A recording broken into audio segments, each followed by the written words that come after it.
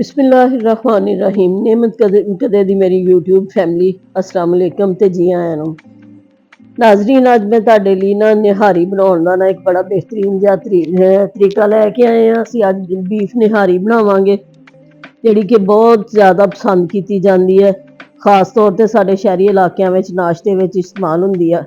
निहारी बनाउण दा मैं तुहानूं बहुत ज़्यादा आसान ते बहुत ज़्यादा अच्छा तरीका दस्सांगी भी ਜਿਹੜਾ ਨਾ ਅਸੀਂ ਹਮੇਸ਼ਾ ਤੋਂ ਸਾਡੇ ਇੱਥੇ ਸਦੀਆਂ ਤੋਂ ਬਣਦਾ ਆ ਰਿਹਾ ਵਾ ਤੇ ਬਹੁਤ ਲਾਜਵਾਬ ਹੁੰਦਾ ਆ। ਇਹਦੇ ਵਿੱਚ ਬਹੁਤ ਥੋੜੇ ਅਜਜ਼ਾ ਯੂਜ਼ ਹੁੰਦੇ ਨੇ ਤੇ ਬਿਲਕੁਲ ਘਰ ਦੇ ਵਿੱਚੋਂ ਸਾਨੂੰ ਕੋਈ ਐਸੀ ਪ੍ਰੋਬਲਮ ਨਹੀਂ ਹੁੰਦੀ। ਘਰ ਵਿੱਚ ਮੌਜੂਦ ਚੀਜ਼ਾਂ ਨਾਲ ਜਿਹੜੀਆਂ ਨਾ ਅਸੀਂ ਨਿਹਾਰੀ ਬਣਾ ਲਈਦੀ ਆ ਤੇ ਬਹੁਤ ਜ਼ਿਆਦਾ ਮਜ਼ੇਦਾਰ ਬਣਦੀ ਆ। ਇਹਦੇ ਲਈ ਅਸੀਂ ਜਿਹੜਾ ਹੈ ਨਾ 2 ਕਿਲੋ ਬੀਫ ਦਾ ਗੋਸ਼ਤ ਲੈ ਲਿਆ ਵਾ। हड्डी वाला भी गोश्त आ, नलियां भी लईयां ने हड्डी दियां ते गोश्त लिया वा। ओहदे मुनासिब साइज दे पार्चे कर ले ने। प्याज कट के ते असी तेल विच फ्राई कर लवांगे।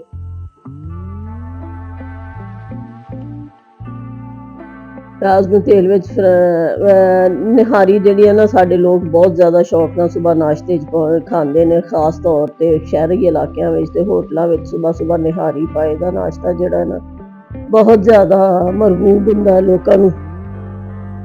ਛੁੱਟੀ ਵਾਲੇ ਦਿਨ ਤੇ ਸ਼ਹਿਰੀ ਲੋਕ ਜ਼ਰੂਰ ਜਿਹੜਾ ਨਾ ਬਾਹਰੋਂ ਨਾਸ਼ਤਾ ਕਰਦੇ ਨੇ। ਨਿਹਾਰੀ ਬਣਾਉਣ ਲਈ ਅਸੀਂ ਪਿਆਜ਼ ਦੇ ਫਰਾਈ ਕਰਨ ਲੱਗੇ ਹਾਂ ਤੇ ਇਹਦੇ ਵਿੱਚ ਇੱਕ ਚੀਜ਼ ਦਾ ਤੁਸੀਂ ਖਿਆਲ ਰੱਖਣਾ ਆ ਕਿ ਜਿਹੜਾ ਨਾ 100 ਗ੍ਰਾਮ ਜਿਹੜਾ ਲਸਣ ਲਿਆ ਆ, ਅੱਧਾ ਲਸਣ ਉਹਦੇ ਵਿੱਚੋਂ 50 ਗ੍ਰਾਮ ਤਕਰੀਬਨ ਸਾਬਤ ਤੁਰੀਆਂ ਜਿਹੜੀਆਂ ਨੇ ਨਾ ਉਹ ਮੈਂ ਵਿੱਚ ਪਾ ਲਈਆਂ ਨੇ ਪਿਆਜ਼ ਦੇ। ਕਿਉਂਕਿ ਪਿਆਜ਼ ਲਸਣ ਨੂੰ ਅਗਰ ਕੁੱਟ ਕੇ ਪਾਵਾਂਗੇ ਤੇ ਉਹ ਪੈਂਦੇ ਦੇ ਨਾਲ ਲੱਗ ਜਾਂਦਾ ਤੇ ਗੋਸ਼ਤ ਨੂੰ ਨਾ ਪ੍ਰੋਬਲਮ ਹੁੰਦੀ ਹੈ। ਦੂਸਰੀ ਸਾਈਡ ਤੇ ਅਸੀਂ ਹਲਦੀ, ਨਮਕ, ਮਿਰਚਾਂ ਲਾਲ, ਸੌਂਫ ਤੇ ਜ਼ੀਰੇ ਦਾ ਇੱਕ ਚਮਚ ਲੈ ਲਿਆ ਵਾ। ਇਹ ਅਸੀਂ ਗੋਸ਼ਤ ਨੂੰ ਫਰਾਈ ਕਰਨ ਲਈ ਉਹਦੇ ਵਿੱਚ ਪਾਵਾਂਗੇ। ਗੋਸ਼ਤ ਨੂੰ ਫਰਾਈ ਕਰਨ ਤੋਂ ਬਾਅਦ ਉਹਦੇ ਵਿੱਚ ਇੱਕ ਪਿਆਲੀ ਦਹੀਂ ਦੀ ਪਾ ਕੇ ਤੇ ਇਹਨੂੰ ਨਾ ਭੁੰਨਾਂਗੇ। ਪਿਆਜ਼ ਸਾਡਾ ਹੁਣ ਤਕਰੀਬਨ ਕੱਚਾ ਭੁੰਨਾ ਜਿਹਾ ਹੋ ਗਿਆ ਵਾ, ਸੌਟੇ ਜਿਹਨੂੰ ਆਂਦੇ ਨੇ। ਤੇ ਹੁਣ ਅਸੀਂ ਇਹਦੇ ਵਿੱਚ ਗੋਸ਼ਤ ਜਿਹੜਾ ਨਾ ਪਾ ਕੇ ਉਹਨੂੰ ਅੱਛੀ ਤਰ੍ਹਾਂ ਫਰਾਈ ਕਰਾਂਗੇ। ਇੰਨੀ ਦੇਰ ਫਰਾਈ ਕਰਾਂਗੇ ਕਿ ਗੋਸ਼ਤ ਦਾ ਰੰਗ ਨਾ ਹਲਕਾ ਜਿਹਾ ਗੋਲਡਨ ਬਰਾਊਨ ਹੋ ਜਾਏ। ਨਿਹਾਰੀ ਬਣਾਉਣ ਦਾ ਇਹ ਬਹੁਤ ਜ਼ਿਆਦਾ ਆਸਾਨ ਤਰੀਕਾ ਆ ਤੇ ਬਹੁਤ ਜ਼ਿਆਦਾ ਜ਼ਾਇਕੇਦਾਰ ਨਿਹਾਰੀ ਬਣਦੀ ਆ। ਬੱਚੇ ਵੱਡੇ ਇਹਨੂੰ ਬਹੁਤ ਜ਼ਿਆਦਾ ਸ਼ੌਕ ਨਾਲ ਖਾਂਦੇ ਨੇ। ਮੁਖਤਲਿਫ ਕਿਸਮ ਦੀਆਂ ਤਕਰੀਬਾਤ ਵਿੱਚ ਜਿਹੜੀਆਂ ਨੇ ਨਿਹਾਰੀ ਬਣਾਈ ਜਾਂਦੀ ਆ। ਅੱਜ ਮੈਂ ਤੁਹਾਨੂੰ ਨਿਹਾਰੀ ਦਾ ਨਾ ਖਾਲਸ ਜਿਹੜਾ ਹੈ ਨਾ ਪੰਜਾਬੀ ਤਰੀਕਾ ਸਿਖਾਵਾਂਗੀ। ਸਾਡੇ ਸੈਂਟਰਲ ਪੰਜਾਬ ਵਿੱਚ ਇਸ ਤਰੀਕੇ ਨਾਲ ਨਿਹਾਰੀ ਬਣਦੀ ਆ ਤੇ ਸਦੀਆਂ ਤੋਂ ਬਣਦੀ ਆ ਰਹੀ ਹੈ। ਲੋਕਾਂ ਨੂੰ ਬਹੁਤ ਜ਼ਿਆਦਾ ਫੇਵਰਟ ਹੁੰਦੀ ਹੈ, ਮਰਗੂਬ ਹੁੰਦੀ ਆ। ਤੁਸੀਂ ਜਿੱਦਾਂ ਇਹਦੇ ਵੰਨ-ਸਵੰਨੇ ਜਿਹੜੇ ਆ ਨਾ ਖਾਣੇ ਬਣਾ ਕੇ ਮਹਿਮਾਨਾਂ ਅੱਗੇ ਤੇ ਘਰਦਿਆਂ ਦੇ ਅੱਗੇ ਰੱਖਦੇ ਜੇ ਤੇ ਖਵਾਤੀਨ ਜਿਹੜੀਆਂ ਨਾ ਬਹੁਤ ਜ਼ਿਆਦਾ ਦਾਦ ਸਮੇਟਦੀਆਂ ਨੇ। ਪੰਜਾਬੀ ਦੀ ਕਹਾਵਤ ਹੈ ਕਿ ਜਿਹਦੇ ਹੱਥ ਡੋਈ ਉਹਦਾ ਹਰ ਕੋਈ। ਇਹ ਉਹੋ ਹਿਸਾਬ ਹੁੰਦਾ ਹੈ ਕਿ ਖਵਾਤੀਨ ਜਿਹੜੀਆਂ ਅੱਛੀ ਕੁਕਿੰਗ ਕਰਦੀਆਂ ਨੇ ਉਹਨਾਂ ਦੇ ਇਰਦ ਗਿਰਦ ਸਾਰੇ ਜਿਹੜੇ ਆ ਨਾ ਦੀਵਾਨਾਵਾਰ ਫਿਰਦੇ ਨੇ, ਬਹੁਤ ਜ਼ਿਆਦਾ ਲਾਈਕ ਕਰਦੇ ਨੇ। ਤੇ ਮਰਦ ਦੇ ਦਿਲ ਵਿੱਚ ਰਾਸਤਾ ਵੀ ਕਹਾਵਤ ਆ ਕਿ ਜਾਂਦਾ ਆ ਇੱਕ ਮੇਦੇ ਦੇ ਰਾਹ।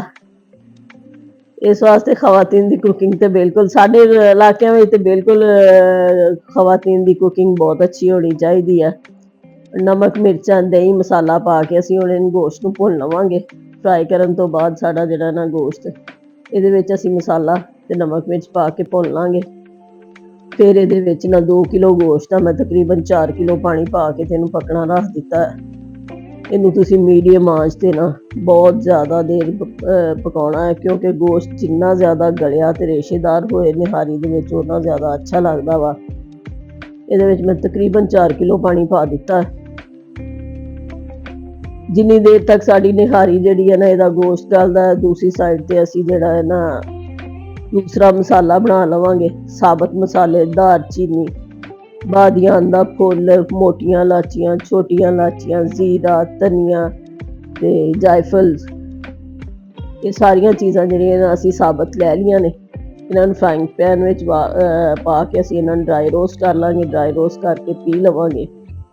ਮੋਟਾ ਮੋਟਾ ਕੁੱਟਣਾ ਦੂਸਰੀ ਸਾਈਡ ਤੇ ਅਸੀਂ ਜਿਹੜੀ ਹੈ ਨਾ ਉਹਦੀ ਗ੍ਰੇਵੀ ਬਣਾਉਣ ਲਈ 1 ਕੱਪ ਜਿਹੜਾ ਨਾ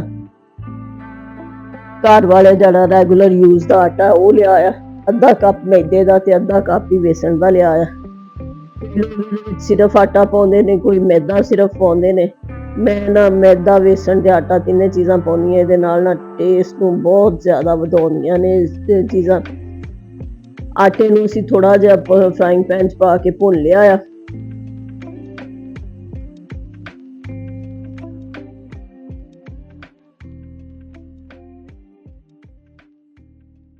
ਇਹਦੇ ਵਿੱਚ ਤੁਸੀਂ ਨਾ ਅੱਧਾ ਚਮਚ ਜਿਹੜਾ ਹੈ ਨਾ ਸੁੰਡ ਦਾ ਤੇ ਅੱਧਾ ਚਮਚ ਟਾਟਰੀ ਦਾ ਪਾਉਣਾ ਆ ਮਸਾਲਾ ਬਣਾਉਂਦਿਆਂ ਹੋਇਆ। ਉਹ ਨਿਹਾਰੀ ਦੇ ਜ਼ਾਇਕੇ ਨੂੰ ਮੁਨਫਰਿਦ ਬਣਾਉਂਦਾ ਹੈ ਤੇ ਜਿਹੜੀ ਆ ਨਾ ਇਹਦੀ ਵਾਈ ਆਟੇ ਦੀ ਜਿਹੜੀ ਆ ਉਹ ਵੀ ਖਤਮ ਕਰਦਾ ਆ ਤੇ ਬਹੁਤ ਜ਼ਿਆਦਾ ਟੇਸਟ ਦਿੰਦਾ ਆ। ਹੁਣ ਅਸੀਂ ਲਸਣ ਅਦਰਕ ਜਿਹੜਾ ਆਪਣਾ ਉਹਨੂੰ ਭੁੰਨ ਲਵਾਂਗੇ। ਭੁੰਨ ਕੇ ਇਹਦੇ ਵਿੱਚ ਫਿਰ ਬਾਕੀ ਜਿਹੜੀਆਂ ਮਿਰਚਾਂ ਨੇ ਤੇ ਨਮਕ ਮਿਰਚਾਂ ਜਿਹੜੀਆਂ ਸੁੰਡ, ਅੱਧਾ ਚਮਚ ਟਾਟਰੀ ਦਾ ਨਮਕ ਪਾ ਕੇ ਇਹਨੂੰ ਮਸਾਲੇ ਨੂੰ ਤਿਆਰ ਕਰ ਲਵਾਂਗੇ।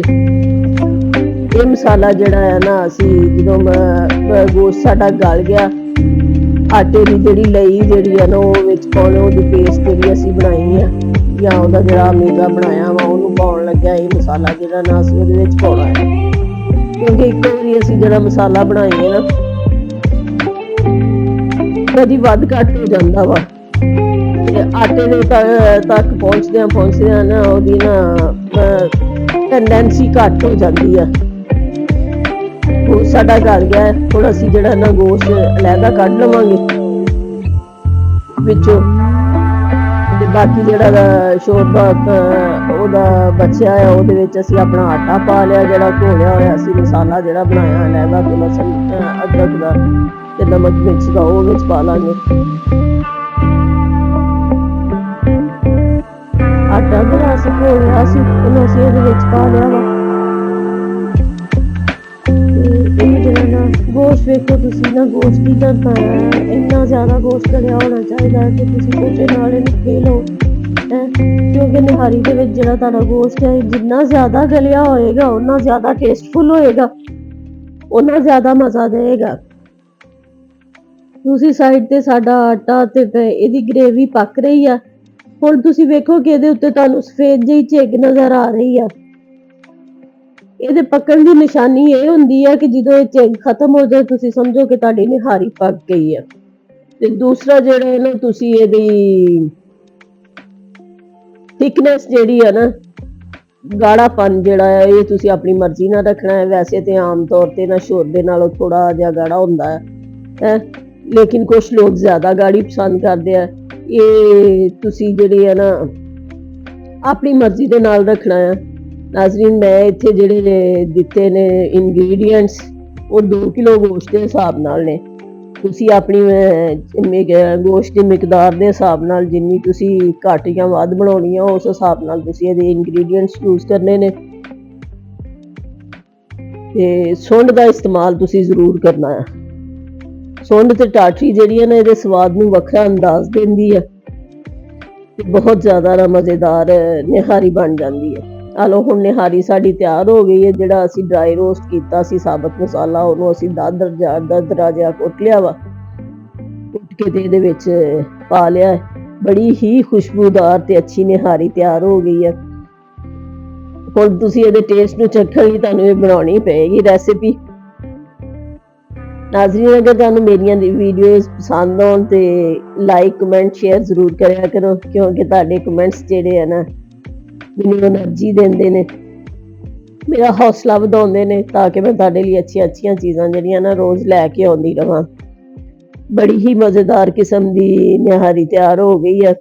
ਹੁਣ ਅਸੀਂ ਇਹਨੂੰ ਸਲਾਦ ਨਾਲ, ਫਰਾਈਡ ਪਿਆਜ਼ ਨਾਲ ਤੇ ਰੋਟੀ ਨਾਲ ਬਹੁਤ ਜ਼ਿਆਦਾ ਸਰਵ ਕਰਾਂਗੇ। ਨਾਨ ਨਾਲ, ਰੋਟੀ ਨਾਲ, ਜਿਹੜੀ ਚੀਜ਼ ਨਾਲ ਵੀ ਤੁਸੀਂ ਸਰਵ ਕਰਨਾ ਚਾਹੋ।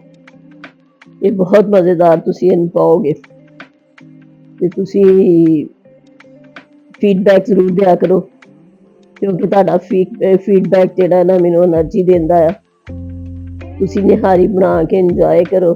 ਮੈਨੂੰ ਇਜਾਜ਼ਤ ਦਿਓ, ਆਪਣੀਆਂ ਦੁਆਵਾਂ ਵਿੱਚ ਯਾਦ ਰੱਖਿਆ ਜੀ। ਅੱਲਾ ਹਾਫਿਜ਼।